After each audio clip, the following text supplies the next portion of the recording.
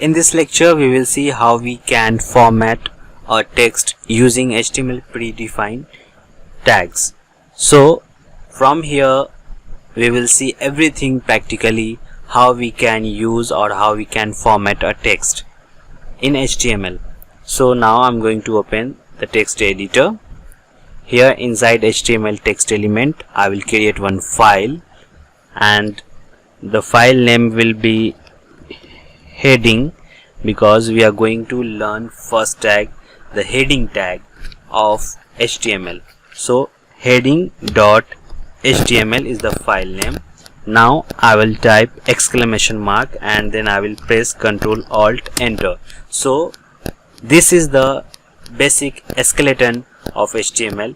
Now instead of document I will type the page title as heading.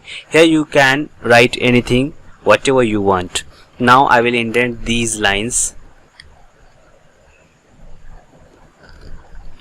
Now whatever content you want to display, you have to write inside the body tag. So here I am writing now, this is heading. Now I will save this file, save. I'm going to run this code. As you can see here, the output is coming, this is heading and the page title is heading. Now I will put this text inside the heading tag. So in HTML there are 6 levels of heading tags. It starts from H1 to H6. So I'm going to start with H1 tag, and in between this tag I have to put this text.